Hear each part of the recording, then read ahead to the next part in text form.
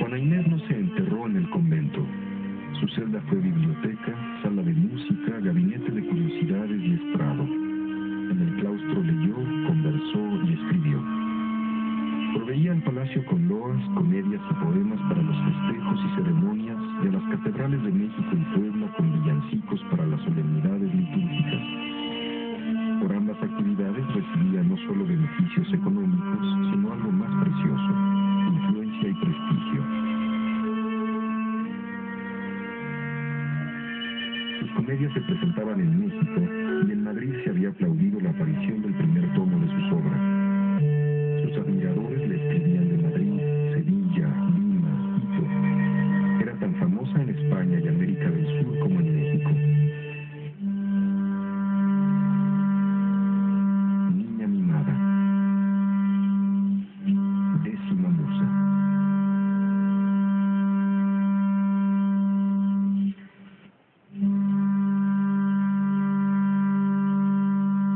Ya es hora de hablar un poco de Primero Sueño, el gran poema filosófico de Sor Juana. Es un poema muy difícil por su tema, por su asunto, pero también por su lenguaje y por su arquitectura verbal. Tal vez la mejor descripción de este extraño poema es la del padre Calleja, que fue lector inteligente y admirador de Sor Juana. Oigamos al padre Calleja.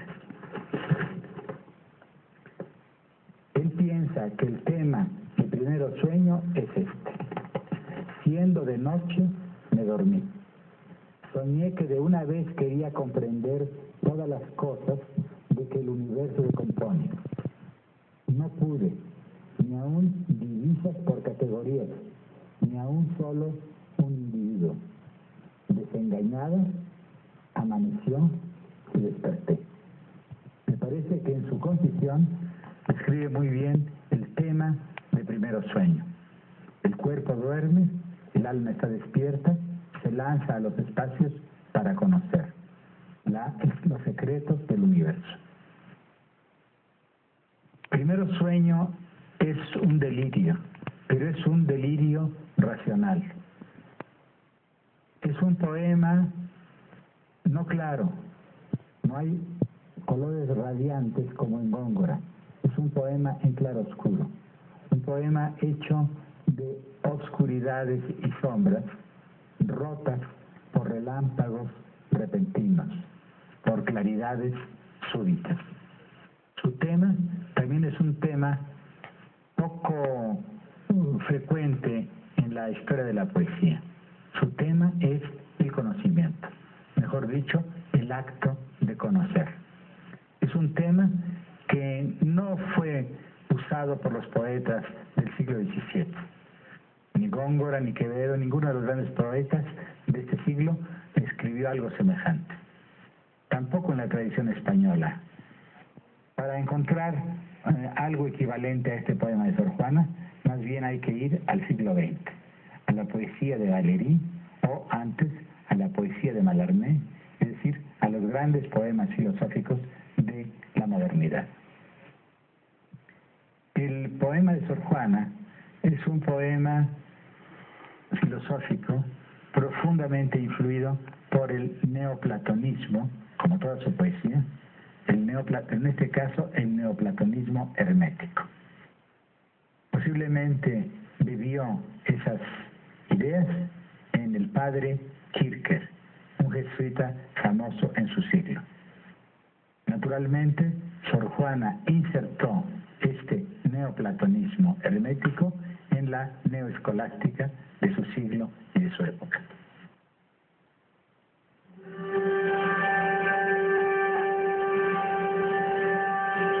Su poesía gira, alternativamente exaltada y reflexiva, unas veces con asombro y otras con terror, en torno a la incesante metamorfosis. El cuerpo deseado se vuelve fantasma, el fantasma encarna en presencia intocable. Sus amores, ciertos o fingidos, fueron castos sin duda. Se enamora del cuerpo con el alma, pero ¿quién podrá trazar las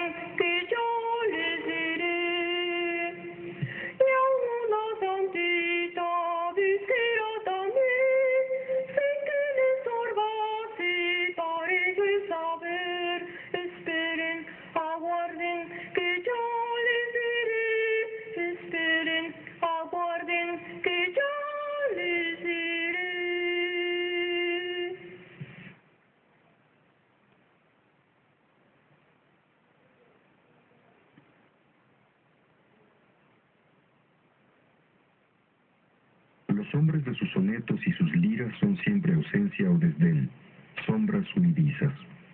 En cambio, sus retratos de mujeres son espléndidos, señaladamente los de su amiga y protectora, María Luisa Manrique de Lara, virreina de México y condesa de Paredes. El romance en esdrújulos que pinta la proporción hermosa de esta señora es una de las obras memorables de la poesía barroca.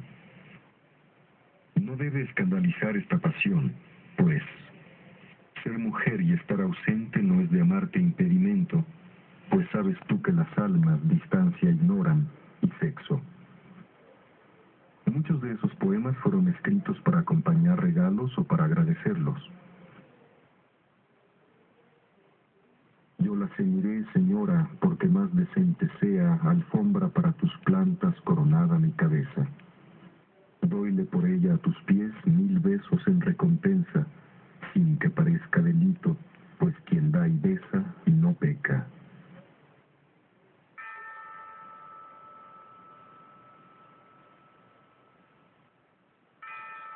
Sor Juana se apoyaba en el favor del palacio para afirmar su posición en el convento y conservar su independencia frente a las otras monjas. Así, tuvo que enfrentarse no solo a las intrigas y celos de la comunidad, sino más profundamente a la incompatibilidad entre la vida libre y solitaria del escritor y la vida colectiva y rutinaria del convento.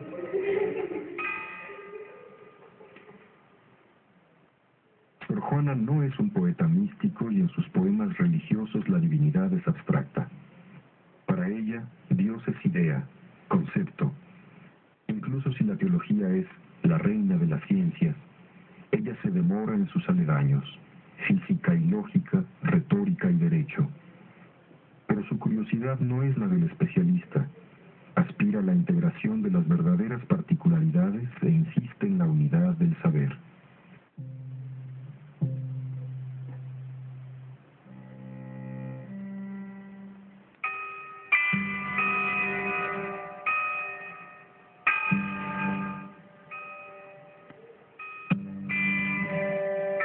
Todo se mezcla, teología y ciencia, retórica barroca y real asombro ante el universo. Su actitud es insólita en la tradición hispana. Para Sor Juana, el mundo es problema. Todo le da ocasión de aguzar preguntas. Toda ella se aguza en pregunta. El universo es un vasto laberinto dentro del cual el alma no acierta a encontrar el desenlace. Nada más alejado de este rompecabezas racional que la imagen del mundo que nos han dejado los clásicos españoles. En ellos, ciencia y acción se confunden. Saber es obrar, y todo obrar, como todo saber, está referido al más allá. Dentro de esta tradición, el saber desinteresado de Sor Juana parece blasfemia o locura. La persona que con mayor desempeño, sagacidad y autoridad la impulsó, acallando sus temores y disipando sus dudas, fue el padre Antonio Núñez de Miranda. Hombre de cultura teológica, profesor de filosofía y calificador del Tribunal de la Inquisición. Tenía la reputación de ser un gran predicador. Lo conoció cuando tenía 16 años y vivía sola en el Palacio Virreinal. Había sido durante mucho tiempo su guía y su consejero, también su censor y su juez. Él la animó a que tomara los hábitos, diciéndole que allá podía, sin perjuicio de sus obligaciones religiosas, continuar sus estudios. No fue riguroso sino paternal, condescendiente y no inflexible. Los pescadores de almas son terribles, porque también son seductores. Pero la amenaza más grave contra la independencia y seguridad de Sor Juana comenzó el día en que Francisco Aguiar y Seijas fue nombrado arzobispo de México. Inició una política de austeridad que pocos aplaudieron. Con la misma severidad reprobaba los espectáculos públicos, sobre todo el teatro. No conocía ni la amistad ni la confianza. Siempre se distinguió por su humor lunático y caprichoso, su devoción extrema y sus accesos de irritación. Aguiar y Seijas fue célebre no solo por sus limosnas, sino por su horror a las mujeres. Daba gracias a Dios por ser corto de vista, pues así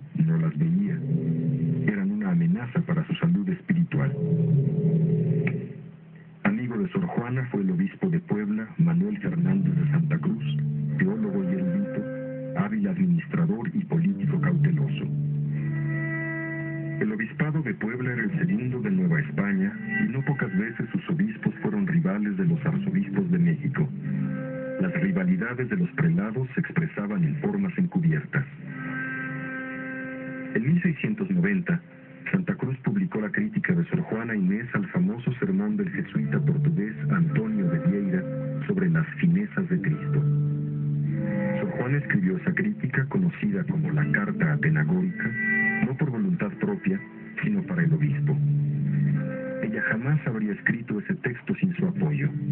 Él fue el destinatario de la carta, él dio la aprobación eclesiástica para que fuese publicada, él redactó el prólogo y él costeó la edición. La Carta Atenagórica fue el único escrito teológico de Sor Juana. Era insólito que una monja mexicana se atreviese a criticar, con tanto rigor como osadía intelectual, al célebre confesor de Cristina de Suecia. Pero si la crítica a Vieira produjo asombro, la singular opinión de la poetisa acerca de las formas divinas debe haber turbado a aquellos mismos que la admiraban. Sor Juana sostenía que los mayores beneficios de Dios son negativos. Premiar es beneficio, castigar es beneficio, y suspender los beneficios el mayor beneficio, y el no hacer finezas la mayor fineza. El obispo de Puebla no oculta su desacuerdo.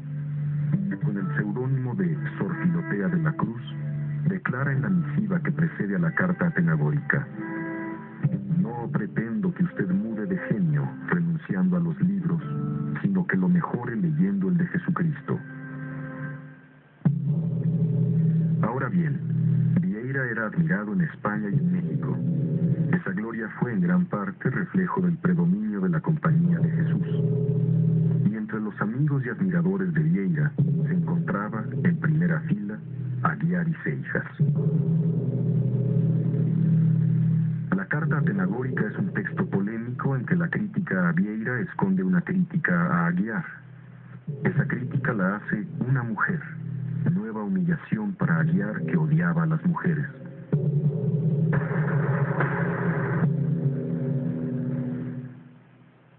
La monja encarnaba una excepción doble e insoportable, la de su sexo y la de su superioridad intelectual. Aguiar y Seijas juzgaba a abominación la conducta de una monja que, en lugar de azotarse, escribía comedias y poemas.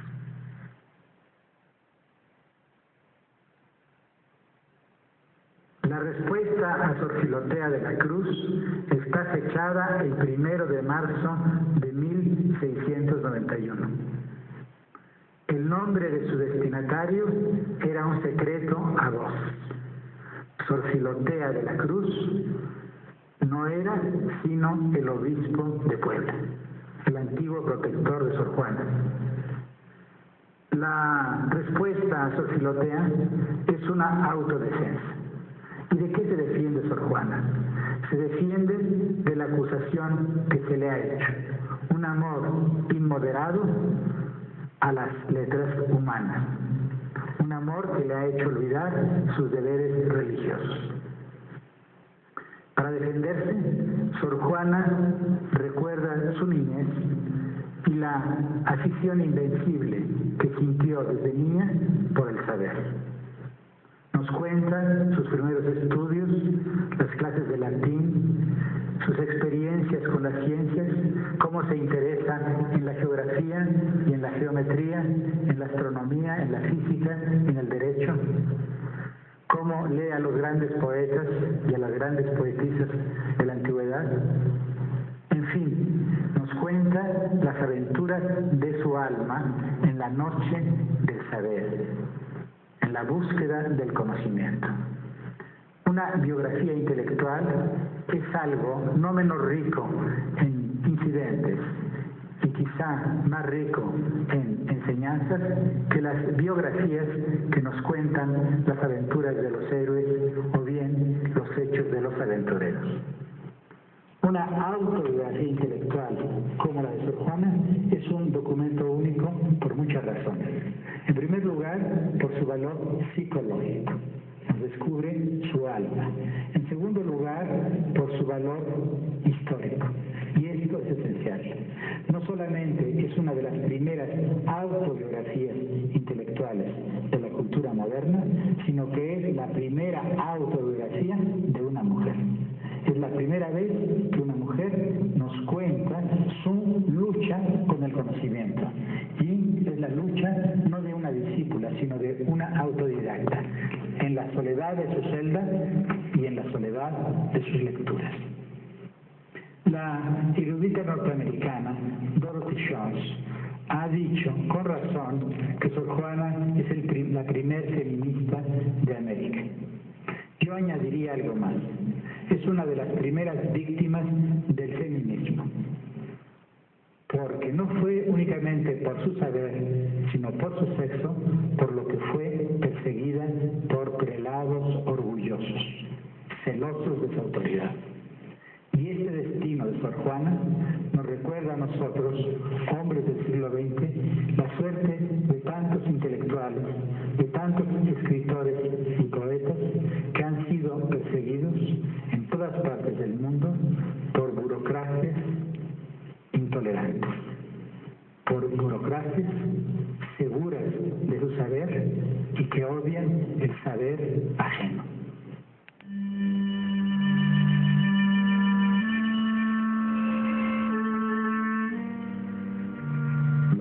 Fernández de Santa Cruz reveló una cautela que colindaba con la doblez y la hipocresía. No contestó a la carta de su protegida ni sabemos cuál haya sido su reacción al recibirla. Era preferible abandonar a la monja que prolongar y envenenar una disputa no solo con el arzobispo de México y sus amigos, sino con muchos jesuitas.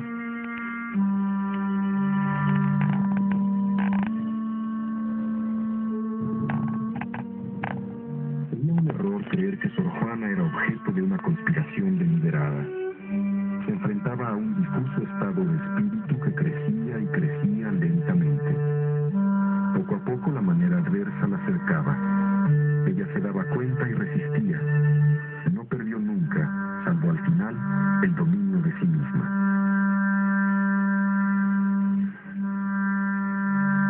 La reacción del confesor de Sor Juana, el jesuita Antonio Núñez de Miranda, fue aún más dura. Le retiró sus auxilios espirituales y se negó a verla. Soledad, prueba pero también trampa para los acongojados. No tenemos más remedio que saltarla o abdicar. La soledad de Sor Juana era cada vez más hostil. Afuera, cercada por prelados cuyo poder era tan grande como su severidad. Adentro, monjas fanáticas, pusilánimes y de cortos alcances. Si examinaba su situación con frialdad, tenía que reconocer que había perdido a sus patronos y que estaba en manos de sus censores. Un día u otro, si persistía en su actitud, tendría que hacerles frente, ya no como críticos, sino como acusadores y jueces. Esta idea le inspiraba pavor. Entonces se convertía mentalmente en su aliada y veía en su congoja presente el natural resultado de su vida pasada. Se había servido de la religión como un biombo para dedicarse a pasiones y afanes mundanos, con frecuencia pecaminosos. ¿Qué había sido para ella la poesía? Fantasma que alimentó sin saciar sus sueños sensuales y sus desvaríos intelectuales. Quimera labrada por su vanidad y su lujuria, su amor al mundo y a sí misma. Perdidos en una cavilación sin fin y en el inacabable examen de culpas imaginarias, temperamentos como el suyo terminan por condenarse a sí mismos. Incapaces de redimirse por sí solos, buscan afuera lo que no encuentran en ellos: un apoyo, un sostén, a quien volver los ojos, a quien acudir. La ruptura entre la monja y Miranda, su director de conciencia, fue cruel, y más cruel aún fue la reconciliación que ella logró solo con la sumisión. Primero fue blando y la animó, después severo, se volvió su torcedor. ¿Por qué le pidió volver? No tenía otro recurso. Miranda era el puente entre ella, monja descarriada, y la iglesia. Nadie sino él podía defenderla de Aguiar y Seijas y neutralizar su maligna influencia. En su decisión, como en casi todos los actos humanos, había, todo junto, cálculo, ansia de romper su soledad y arrepentimiento de faltas magnificadas por la aprehensión. Había sobre todo miedo. Todo fue humo. Nada más natural que volviese los ojos hacia su primer guía y protector, aunque supiese que volver era abdicar. Estaba vencida.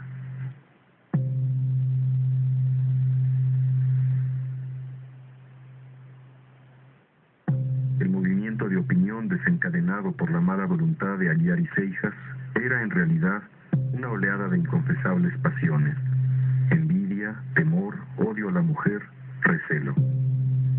Pero salían a la luz bajo la máscara de la ortodoxia y les daba unidad la complicidad que ha unido siempre a las burocracias. Unos querían convertirla en una teóloga, otros en una santa. Todos querían doblegarla, callarla. El saber como transgresión implica el castigo del saber.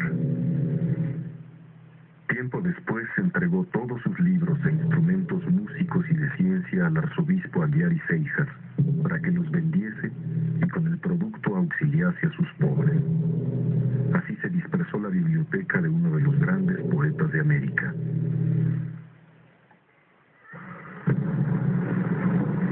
En 1691 llovió sin parar en los valles de México y Puebla. Se perdieron las cosechas y la ciudad se inundó. Después hubo un eclipse de sol y la gente atribuyó a su nefasta influencia la nueva calamidad, una plaga que acabó con el maíz y el trigo. Comenzaron los acaparamientos, la especulación y la carestía. Tiempo después se declaró una epidemia en el convento de San Jerónimo. Hasta ahora no ha sido posible identificar la índole de la enfermedad debido a la vaguedad de las noticias, y la mortandad fue grande. Calleja dice que murieron 9 monjas de cada 10 que enfermaron. La crisis de Sor Juana coincide con los trastornos y calamidades públicas que ensombrecieron el final del siglo XVII mexicano. El poeta calla, el intelectual abdica, el pueblo se amotina. La crisis desemboca en el silencio. Todas las puertas se cierran y la historia colonial se revela como aventura sin salida. Es difícil creer que la persona segura de sí y desafiante de 1691 y 1692 era la misma que se había convertido en la delirante penitente de 1694. El 5 de marzo firmó un documento que aflige e indigna. Dice: protesta que rubricada con su sangre hizo su fe y amor a Dios la madre Juana Inés de la Cruz, al tiempo de abandonar los estudios humanos para proseguir, desembarazada de este afecto, en el camino de la perfección. Y termina diciendo: y en señal de cuánto deseo derramar la sangre en defensa de estas verdades, firmo con ella. La conversión de Sor Juana no nos dejó nada, absolutamente nada, salvo 3 declaraciones devotas escritas en una prosa indigna de ella y en una página un hilillo de sangre pronto secada. Calleja dice que por esas fechas Sor Juana empezó a castigar su cuerpo siguiendo el ejemplo de su confesor.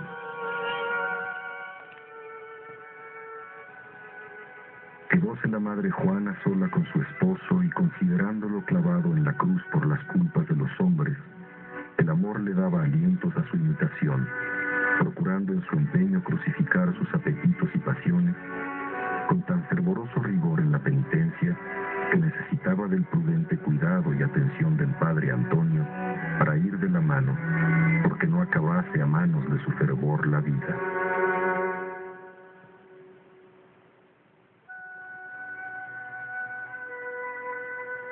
Juana Inés mostró su natural caritativo cuidando a sus hermanas, se contagió del mal y murió el 17 de abril a las 4 de la mañana.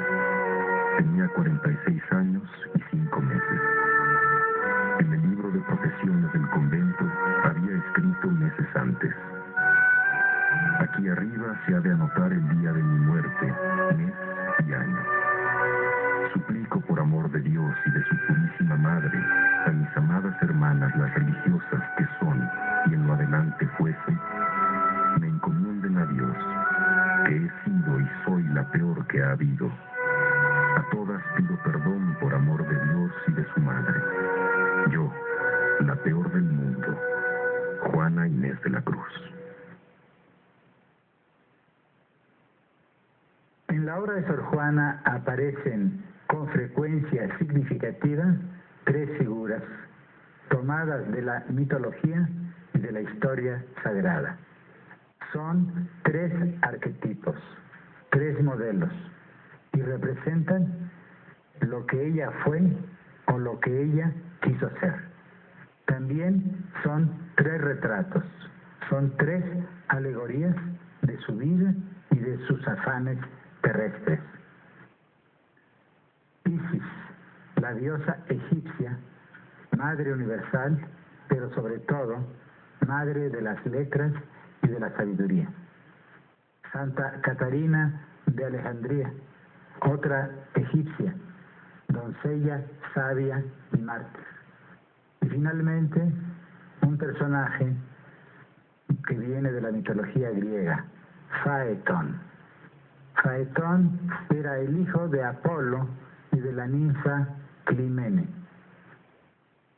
Un día, cansado de las burlas de sus compañeros, que piensan que no es muy claro su origen, sube hasta donde vive su padre, el dios Apolo, y le pide algo inusitado: guiar él, el joven Faetón, los caballos del sol.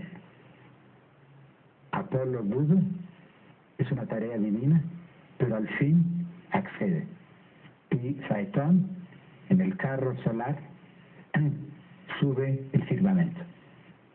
Pero a la mitad de su camino, se trastorna, equivoca los caminos y pone en peligro al universo entero. Entonces el padre Zeus lo fulmina con su rayo celeste y Faetón cae incendiado en la tierra. Faetón es una imagen de la osadía del espíritu humano y también de sus fracasos. Y por eso Sor Juana dice que pertenece a aquellos que quieren eternizar su nombre en su ruina. Ella es uno de esos espíritus osados que quieren conocer, saben que el conocimiento absoluto es imposible, pero sin embargo quieren eternizar su nombre en esa empresa temeraria. En la figura de Faetón hay dos movimientos contrarios: el ascenso y la caída.